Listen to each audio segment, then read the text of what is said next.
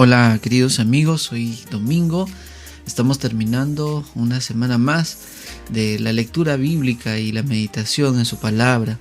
Es importante y es hermoso ver cómo el Señor nos va guiando capítulo a capítulo hacia un conocimiento más de Él en cuanto a su santidad. Estamos mirando muy de cerca instrucciones que Dios le da a su pueblo, instrucciones muy detalladas de cómo deberían ellos acercarse a pedir perdón, acercarse a darle gracias, con qué santidad y con qué reverencia deberían hacerlo. El capítulo 8 de Levítico en adelante nos va a abrir una nueva sección, ya no más instrucciones, o de repente miraremos más adelante algunas instrucciones más, pero ya no será el énfasis como lo hemos visto en los primeros 7 capítulos.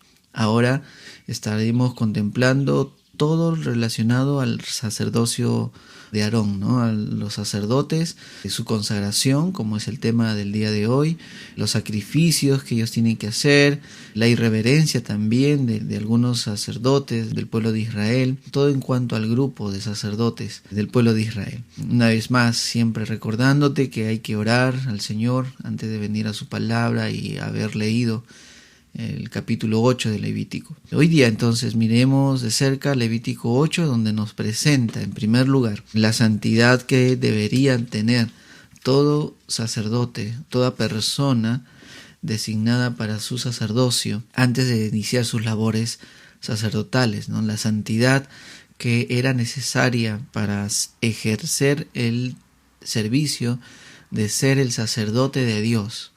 Recordemos que para el pueblo de Israel un sacerdote era la persona a través de la cual ellos podían traer sus ofrendas o podían comunicarse con Dios, en especial con el sumo sacerdote.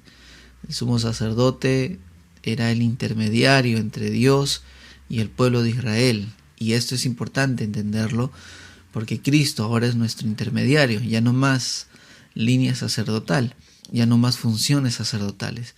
Pero lo que trasciende desde esta realidad del pueblo de Israel hasta ahora es la demanda de santidad de toda persona que iba a ejercer un servicio para Dios.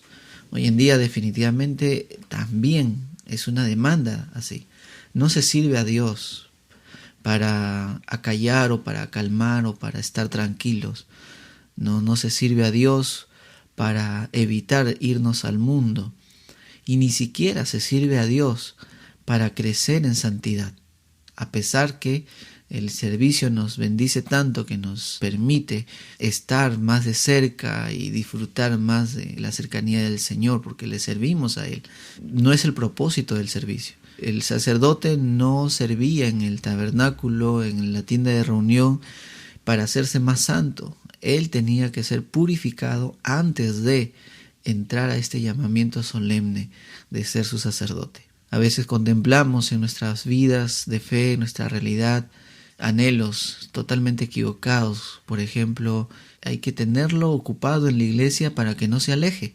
Y si así te han dicho o así has pensado, o aún tu papá te ha dicho hay que estar en la iglesia y ahí no se va a alejar tu hermano, no se va a alejar tu hermana. Esto es un concepto equivocado que tenemos del servicio al Señor.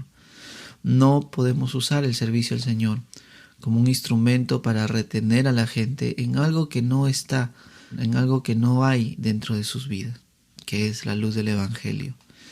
Alguien que ama al Señor, ama servirle. Alguien que busca adorar, estar bien con Dios, va a servirle al Señor en santidad. El servicio no es un instrumento para evitar que la gente peque.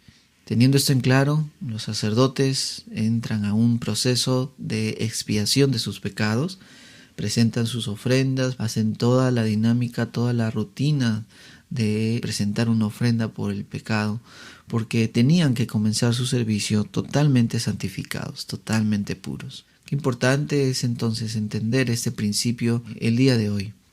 El día de hoy tenemos que mirar nuestras vidas y ver si realmente ¿estamos sirviendo al Señor en santidad o estamos involucrados en la tarea de servicio al Señor, pero con manos sucias, con vidas impuras?